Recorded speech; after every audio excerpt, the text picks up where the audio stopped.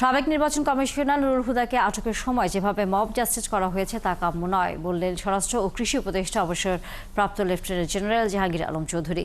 তিনি আরও বলেন, সাবেক প্রধান নির্বাচন কমিশনার হাবিবুল আওয়াল গ্রেফতারের যে খবর প্রকাশিত তা ঠিক নয়।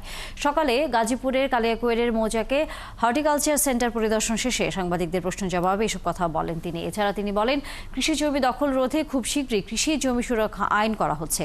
ইকবাল সরকারের প্রতিবেদন। বেলা 10:30টার দিকে গাজীপুরের কালিয়াকৈরের মৌচাকে হর্টিকালচার সেন্টারে যান স্বরাষ্ট্র উপদেষ্টা। শুরুতেই তিনি হর্টিকালচার সেন্টারের বিভিন্ন এলাকা ঘুরে দেখে কর্মকর্তা কর্মচারীদের সঙ্গে কথা বলেন এবং নানান দিক নির্দেশনা দেন।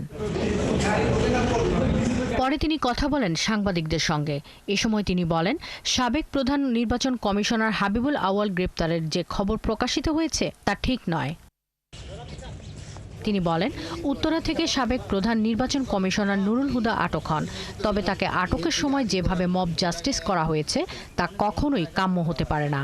আইনশৃঙ্খলা বাহিনীর উপস্থিতিতে এই ধরনের ঘটনা কোনো বাহিনীর কেউ জড়িত থাকলে তা তদন্ত করে আইনগত ব্যবস্থা নেওয়া হবে। ওনারে যেভাবে করা হয়েছে যে মব জাস্টিস, এটা হলো কোনো অবস্থায় গ্রহণযোগ্য না। যদি কোনো কিছু থাকে, এই সব কোনো ঘটনা ঘটলে আইন শৃঙ্খলা বাহিনীর কাছে তারা হস্তান্তর করবে এবং আইন শৃঙ্খলা বাহিনী প্রপার অ্যাকশন নেবে। আইন শৃঙ্খলা বাহিনীর সামনেও ওনার উপরে করা হচ্ছে, এটার জন্য আমরা একটা তদন্ত করে দেখব। এটার সাথে যদি কোনো আইন শৃঙ্খলা বাহিনী জড়িত থাকে তাদের বিরুদ্ধে আমরা আইনানুগ ব্যবস্থা নেব। স্বরাষ্ট্র ও কৃষি উপদেষ্টা জাহাঙ্গীর আলম আরও বলেন, কৃষি জমি দখল রোধে শিগগিরই কৃষি জমি সুরক্ষা আইন করা হচ্ছে। এছাড়া তিনি বিদেশি ফল উৎপাদনের পাশাপাশি দেশি ফলের নিরাপত্তার দিকেও মনোযোগী হওয়ার নির্দেশনা দেন। কিন্তু এখন আবার লটকন কিন্তু খুব পাচ্ছে, কিন্তু এই জন্য বিদেশি ফলের সাথে সাথে আমাকে দেশি ফলটা বেশি প্রণোদনা দিতে হবে, যেন দেশি ফলটা লোকজনে, যে আমাদের আবহাওয়ায় দেশি ফলটা হয়ও বেশি এবং আমাদের কিন্তু খাওয়ার জন্য কিন্তু দেশি ফলগুলি আরও বেশি সুস্বাদু। এ সময় গাজীপুর জেলা প্রশাসক, পুলিশ সুপার ও কৃষি কর্মকর্তারা উপস্থিত ছিলেন।